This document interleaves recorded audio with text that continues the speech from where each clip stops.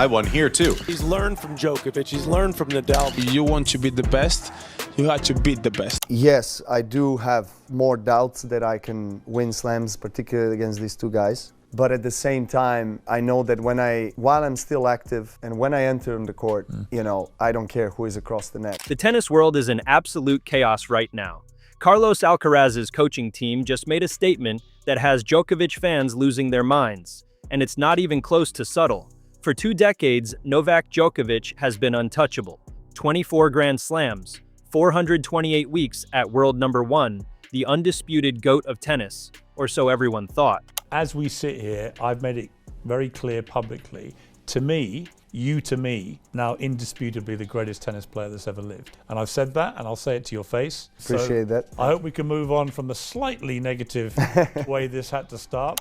Samuel Lopez, the man now guiding the youngest career Grand Slam winner in history, sat down with Spanish media and dropped a bombshell that nobody saw coming. When asked about his player, Lopez didn't hold back. There's no other player who has the speed and power of Alcaraz. His magic makes him a unique player. No other player. Think about the weight of those words coming from a coach who has spent decades watching the Big Three dominate this sport. Djokovic's GOAT status, the one he spent a lifetime building, just took a direct hit. But here's where it gets even more explosive. Juan Carlos Ferrero, the man who built Carlos from a 15-year-old prodigy into a 7-time Grand Slam champion, said something even more damaging before their shocking split. He's a different player to anything I've ever seen. And what these coaches know about Alcaraz, what they've witnessed behind closed doors, is about to change everything you thought you knew about the GOAT debate. I believe that I deserve to win, and I'm going to do everything I can do to win. Bottom line is that one. I'm nurturing still the winner's mentality. I just hope, and this is one of my primary goals, is to maintain the body in shape that is. If I can be reassuring, you're not in bad shape. I'm not in a bad shape. I'm not being funny. To understand why these statements are so explosive, you need to understand who's making them. Lopez has spent 3 decades in professional tennis. He's watched Federer, Nadal, and Djokovic rewrite history in real time. And after all of that, this is his verdict on Alcaraz. His acceleration ability combined with his magic makes him a unique player. But Lopez isn't alone in this assessment. Juan Carlos Ferrero, a former world number 1 himself, a French Open champion who battled against prime Federer and young Nadal, spent 7 years building Alcaraz from the ground up. He watched Carlos hit millions of balls in practice. He saw shots that never made it to television. He witnessed the raw, unfiltered talent before the world knew his name. And Ferrero's verdict? He's a different player to anything I've ever seen. This is a man who played against Federer when Roger was rewriting the record books. A man who watched Nadal emerge as a teenage sensation. A man who coached during Djokovic's unprecedented dominance. Ferrero has seen every version of tennis greatness this sport has produced over the last 25 years. Yet when he looks at Alcaraz, he sees something entirely new. Cuando se acaba un año se tienen que ver ciertas cosas a nivel de contratos. Y bueno, pues como en todo contrato, digámoslo así, nuevo, ¿vale? De cara a lo que es el año siguiente, pues uno tira para un sitio y los otros pues tiran para el otro. Ha habido ciertos temas que no hemos estado de acuerdo, las dos partes, y que en este momento, pues en el punto que estamos en la relación, puede ser que se hubieran podido salvar si nos hubiéramos sentado a hablar, pero al final pues, no nos hemos sentado y hemos decidido no seguir. Not better numbers or titles, something fundamentally different, a player that doesn't fit into any category that existed before him. But it's not just Alcaraz's own coaching team making these claims. Patrick Mouratoglou, the man who coached Serena Williams to 10 Grand Slam titles, one of the most respected voices in tennis, just threw gasoline on the GOAT debate fire. And Djokovic fans are furious in a series of explosive Instagram posts that sent shockwaves through the tennis community. Mouratoglou delivered a verdict that left no room for interpretation. Jannik Sinner is superior to Novak today in pure tennis terms. He moves faster, he hits harder, he takes the ball earlier, he serves better. The response was immediate. Rafael Nadal posted a laughing emoji under Muratoglu's video, then deleted it hours later. Whether Nadal meant it as agreement or just amusement, he clearly didn't want to be on record endorsing it. Boris Becker publicly challenged him. Tennis fans flooded his comments with outrage and disbelief. But Muratoglu refused to back down. Instead, he doubled down with an even more controversial statement about Alcaraz. Carlos's greatest weapon is not one of his shots or his physique, it's his mental strength. After Novak's performance in the opening set of the Australian Open final, 99.9% of players would have panicked. Carlos did not.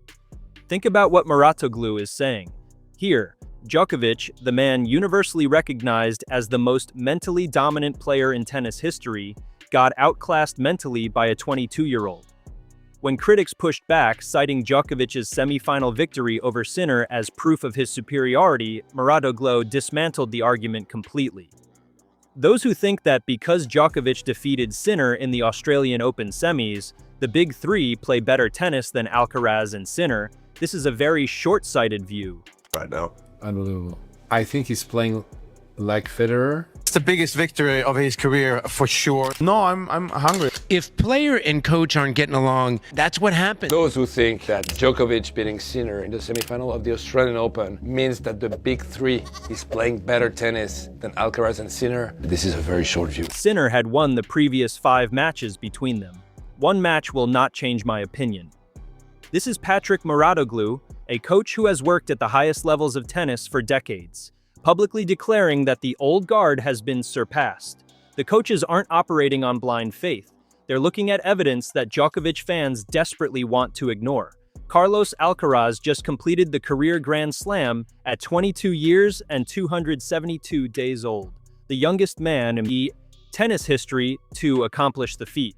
He didn't just break Don Budge's record, he shattered it by 91 days, 7 Grand Slam titles before his 23rd birthday, 2 Wimbledons, 2 French Opens, 2 US Opens, and now the Australian Open. The trophy that had eluded him until he walked into Rod Laver Arena and handed Djokovic his first ever final defeat in Melbourne. 10 finals, 10 victories, a perfect record that stretched back over 2 decades of dominance. And Alcaraz ended it in 4 sets. But the statistics only tell part of the story. What the coaches see, what Lopez and Ferrero and Muratoglu have witnessed firsthand, is a player who combines attributes that have never existed in one body before. The power of a young Nadal, the variety of prime Federer, the defensive coverage of peak Djokovic, the mental composure of someone who has already won everything and fears nothing.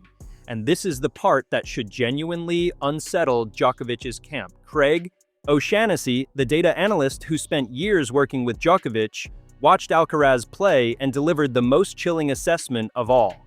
There's nothing in his game that is going to go wrong. No looseness, no nuts and bolts flying around under the hood. Even mentally, he just doesn't beat himself. Then O'Shaughnessy said something that should terrify every Djokovic fan clinging to the GOAT debate. He could be a tennis player created by AI.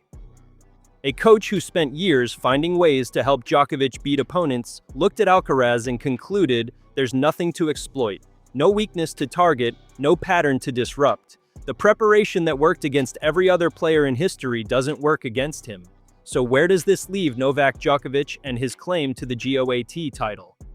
The numbers still favor him: 24 Grand Slams, 428 weeks at number 1, records that may never be broken. But the coaches who have spent their lives studying this sport are saying something different. They're not looking at spreadsheets, they're looking at the court. They're watching movement patterns and shot selection and mental resilience under pressure. And what they see is a changing of the guard that statistics haven't caught up to yet. Ferrero said it plainly. Lopez confirmed it. Muratoglu amplified it. O'Shaughnessy quantified it. Carlos Alcaraz isn't just the future of tennis. According to the people who know this sport better than anyone, he's already operating at a level that transcends what came before him. The GOAT debate isn't over, but the terms have fundamentally shifted. Djokovic built a legacy that seemed untouchable. Alcaraz is building something the coaches have never seen before, and that terrifies everyone who thought the conversation was already settled. The real question isn't whether Alcaraz can surpass Djokovic's numbers, It's whether those numbers will even matter when he's done. Was Djokovic always going to be overtaken eventually, or did his own decline hand Alcaraz the throne too early? Let me know below. If you want more breakdowns that expose what's really happening in tennis, smash that subscribe button and hit the notification bell.